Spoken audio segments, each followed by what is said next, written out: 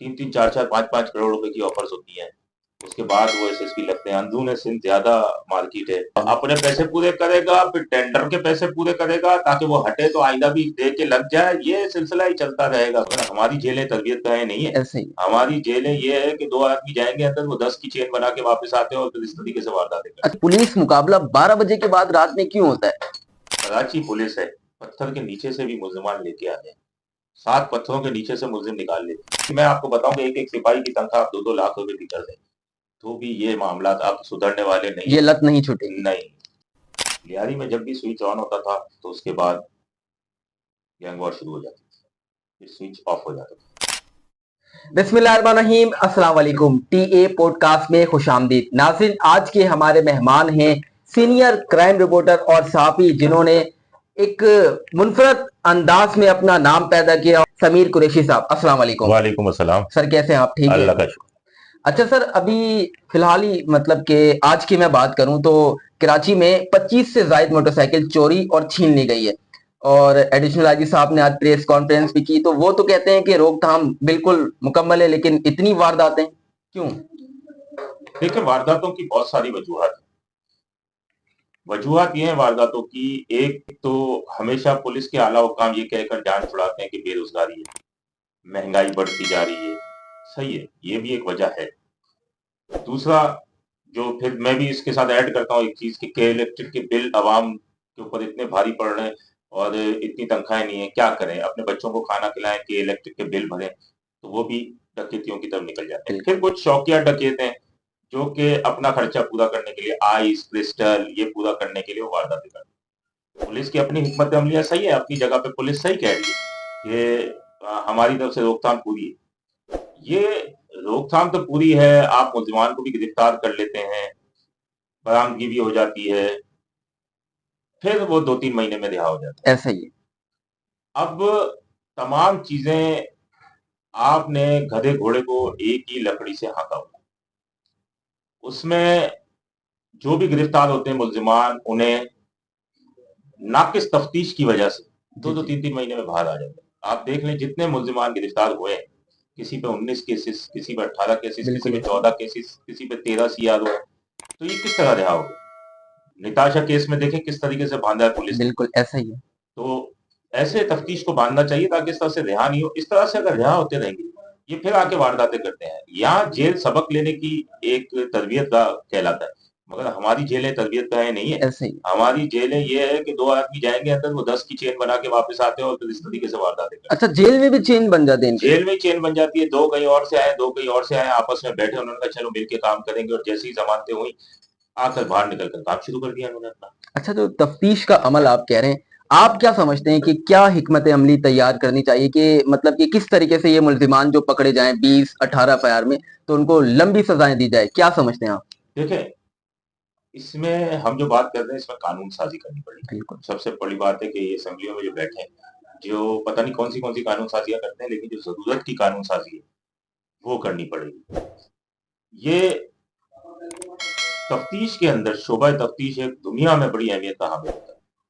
माजी में हमने देखा सेंट्रल वेस्ट जोन के डीआईजी थे, वो जिससे नाराज होते थे या जिनके खिलाफ शिकायत होती थी, उन्हें उठा के वो तफ्तीश में डाल देते। ऐसा ही। अब वो क्या तफ्तीश करेगा जो सजा के तौर पे वहां गया हुआ है? बिल्कुल। अच्छा, अब आईजी सिंध का एक हुक्मनामा आता है कि जितने इंस्पेक्टर प्रमोट हुए वो 2-2 साल के लिए तफ्तीश में जाएंगे। ऐसा भाई ही। वो फील्ड के अफसरान हैं, उन्हें फील्ड में रहने दें। उन्हें आपने उठा के तफ्तीश में भेज दिया है, तफ्तीशी अफसरान को आपने फील्ड के अंदर भेजा हुआ है, तो भाई इस तरीके से गधे घोड़े में फर्क करें। जो काबिल अहल अफसर हैं उन्हें आप ले जाएं तफ्तीश के लिए। अब जिनको तफ्तीश के अंदर कोई इंटरेस्ट ही नहीं है और जो फील्ड के ऑपरेशन के लोग हैं, उन्हें आप वहां छोड़ दें, वो अपना ऑपरेशन करते रहे और तफ्तीश के लिए उठाए। देखिए, काम 2 सूरतों में होता है जी। मैं जाती तौर पे अपनी बात करूं, बिल्कुल। मैं अपनी बात ये करूंगा कि काम करो तो दिल से करो, वरना ना करो। ऐसा ही है। तो जो दिल से काम करेगा वही आगे तक पहुंचेगा, और जो दिल से नहीं करेगा वो तो पीछे फिर रह वो जाए। ये तफ्तीश इसी तरीके से होती रहेंगी कि गवाह ढूंढो, सरकारी गवाह डाल दो, प्राइवेट गवाह डाल दो, इस तरीके से चले गए, रान पे गोली मार दी, हाफ फ्राई हो गया। तो ये वाली कहानियां होंगी। फिर 3 महीने बाद वो आ रहा है, फिर वो गिरफ्तार हो रहा है, 14 सीआरओ, फिर 15 ऐसा ही सीआरओ, है। इस तरीके से। अच्छा सर, मैंने वो लगाया था कि आपके साथ पॉडकास्ट करने से पहले कि हमारा अगला प्रोग्राम ये है, क्योंकि माशाल्लाह से काफी लोग देखते हैं, तो कुछ सवालें हैं अवाम की जो वो कहते हैं कि इनसे पूछिएगा आपसे कि ये पुलिस मुकाबला 12 बजे के बाद रात में क्यों होता है? देखिए, ये भी एक सिलसिला चलता है।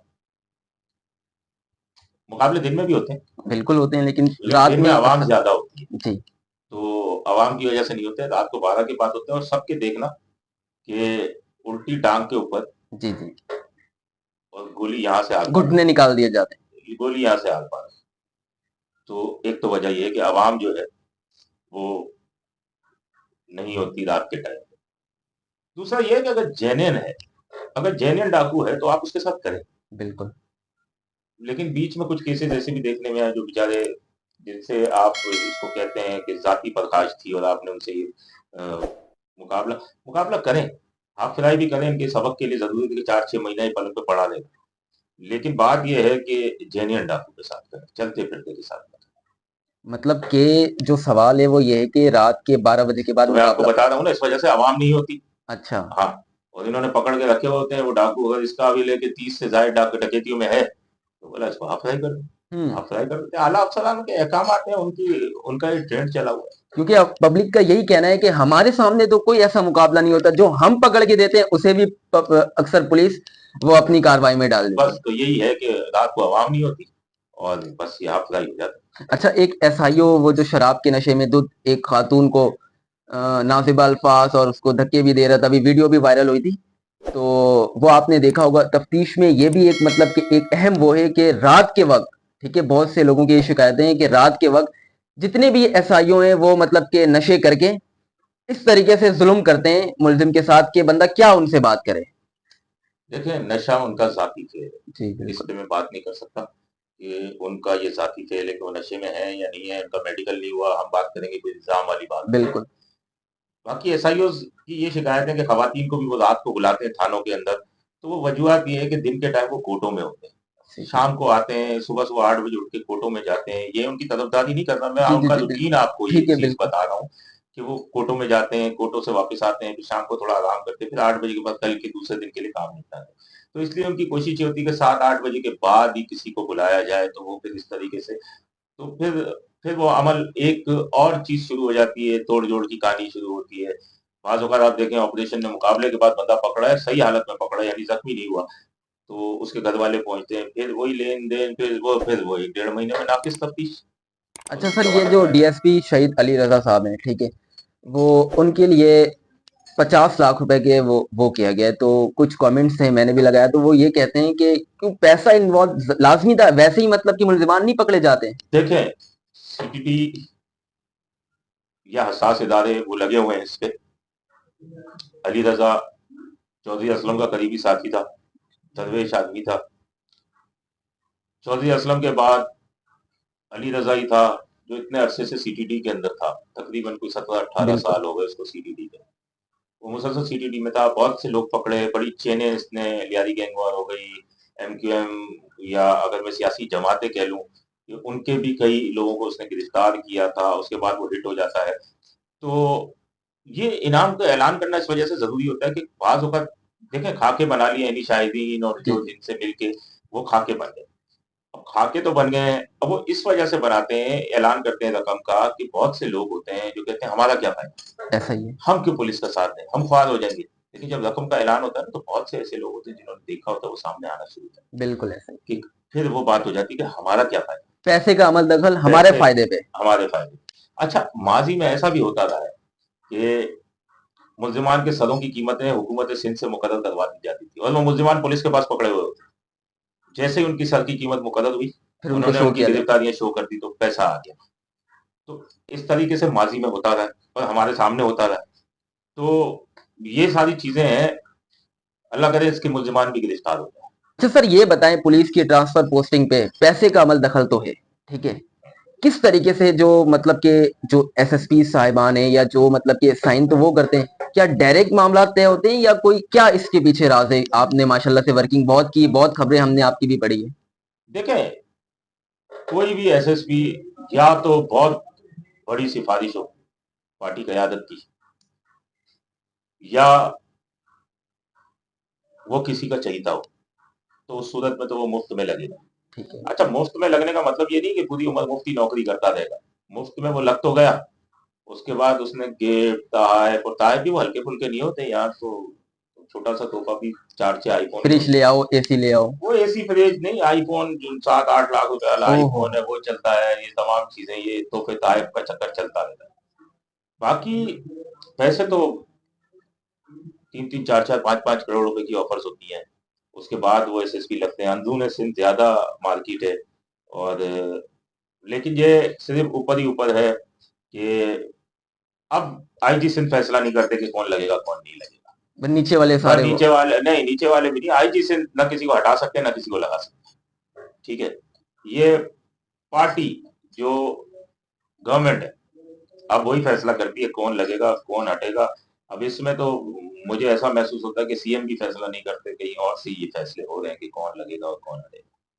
क्योंकि दो तीन ऐसे भी अफसरान बैठे हैं जो सीएम के पर्सनल दोस्त हैं, लेकिन वो भी बेचारे आजकल कुटे लाइन ही है, नहीं लगे हुए, तो इसका मतलब कि सीएम का भी अमल दखल कुछ कम ही नजर आ रहा अच्छा सर, ये जो एसएचओ तैनात होते हैं इलाके में, ठीक है, सिंध से आते हैं, अंदरूनी सिंध से, मुख्तलिफ इलाके से, तो जब वो आते हैं उनको ये नहीं पता होता कि मस्जिद कहाँ है, मंदिर कहाँ है, मदरसा कहाँ है, तो वो कैसे वर्किंग कर लेंगे? है। देखें, इसी वजह से हमेशा से कहा जाता है लोकल पुलिस, मुकामी पुलिस, आप यहीं के लोगों को लगाएं। वेस्ट जोन में बड़ी अच्छी चीज है कि अब आप कहेंगे मैं बात करूंगा उसकी तो बात जबान के ऊपर आ जाएगी, लेकिन सिंधी अफसरान भी लगे हुए हैं, लेकिन बिल्कुल। उर्दू जो स्पीकिंग अफसरान है वो लगाए हुए हैं वेस्ट जोन में ज्यादा, कराची हो गया और अभी टाउन हो गया, और उसके अलावा दो चार और थाने हैं जहाँ उर्दू स्पीकिंग अफसरान है, वो कराची के लोकल है। बिल्कुल। वो कराची के लोकल है, वो हर चीज को समझते हैं कि कहाँ कौन सी गली कहाँ जाती है कहाँ से आती है। आपकी बात सही है, लेकिन बात यह है कि यही अफसरान जाके ढरकी में भी तो लगते हैं। ऐसे हमारे ही। कराची का खालिद अब्बासी ऐसे तो ढरकी लगा हुआ ऐसे है, ही। तो हमारे वाले वहां जाके लगते हैं। तो फिर वहां वालों को भी यहाँ लगना चाहिए, उसका एतराज नहीं है, लेकिन टाइम लेता है।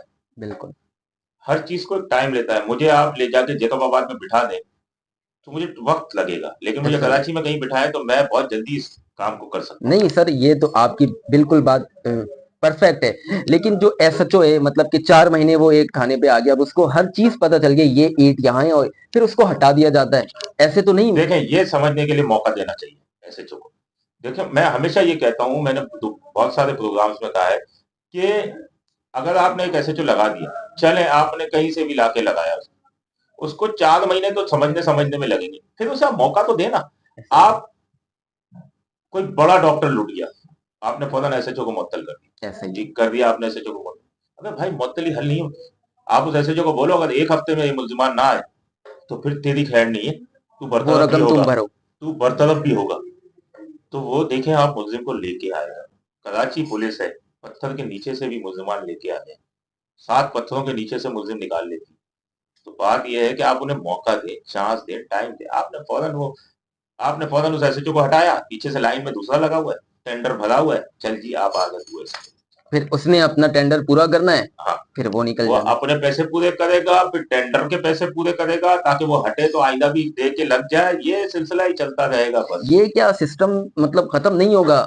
ये चूरन मतलब कि बिकता रहेगा? ये सिस्टम खत्म नहीं होगा। आप ये पुलिस, सिंध पुलिस की तनख्वाहों में इजाफा और ये और वो पंजाब पुलिस के बराबर करते हैं, ये तो खैर होगा नहीं। पंजाब पुलिस के खैर बढ़ाई है तनख्वाहें, पंजाब पुलिस के बराबर तो नहीं की, लेकिन मैं आपको बताऊं कि एक एक सिपाही की तनख्वाह 2-2 लाख रुपए की कर दें तो भी ये मामला आप सुधरने वाले नहीं ये है। लत नहीं छूटेगी। नहीं, वो एक शेर है ना कि छुट्टी नहीं है गालिब मुंह को लगी हुई, तो बस वो वाला काम यहाँ पे भी हो रहा है। अच्छा सर, ये बताएं कि सिंध पुलिस में जो अफसरान है, ठीक है, माजी में आपने जो देखा है, अब उनसे क्या आप वो पैगाम देना चाहते हैं कि ये अफसर ने जो काम किया है ना, अब वो होना चाहिए? देखिए, वो अफसरान जो माजी के अंदर थे वो अब नहीं है। कौन अफसरान थे, उनका नाम बताएं। देखिए, माजी में चौधरी लतीफ वाले थे, जिनका बेटा आज भी सीटीटी के अंदर है। ठीक है, बहादुर अली था, फालूका वान थे जो रिटायर हो गए, आजकल एमपी है जी जी। सिंध गवर्नमेंट में। उसके अलावा चौधरी बख्तावर थे। तो ये इस टाइप के अफसरान जो उस टाइम पे थे। मसला ये है कि जब काम करोगे तो अच्छा या बुरा होगा, काम ही नहीं करोगे तो अच्छा भी क्या होगा और बुरा भी क्या होगा। तो बात सिर्फ इतनी है कि ये अफसरान थे, जब कोई गलती करता था नीचे का एसएचओ या कोई भी गलती करता था कोई, तो ये शीशा पिलाई दीवार बन के खड़े हो जाते थे। उनके ये सामने। उनके लिए आला अफसरान से भी लड़ते थे, सारी चीजें करते थे। फिर उनसे कोई नई उनसे करके माफी तलाफी भी करवाते थे, फिर उन्हें आके ले आते थे। इसी तरह मंजूर मुगल होते थे, डीआईजी सीआईए होते थे, उन वो भी यही करते थे, डांटते थे, थोड़ा सा झाड़ दिया अफसर को, लेकिन नुकसान नहीं देते। तो अब इस तरीके के अफसरान बहुत मुश्किल है। अब तो अफसरान जान छुड़ाते हैं, जरा गलती हुई बोला हटाओ अपने कंधे से उतारो। ऐसा ही है। तो ये वाली कहानी जो है नहीं होनी चाहिए। कम से कम अफसरान को देखिए, ये बच्चे हैं, ये पुलिस जो है, आप जब आला सीटों पर बैठे ये आपके बच्चे हैं, ये आपकी जान की हिफाजत करते हैं। आप अगर एसएसपी हैं या डीआईजी हैं, आप गाड़ी से उतरते नहीं, आपकी गाड़ी के पास आके सिपाही खड़े हो जाते हैं, ऐसा ही। आपको प्रोटोकॉल देते हैं, आपको उतारते हैं, वो गोली खाने के लिए आपसे पहले खड़े होते हैं।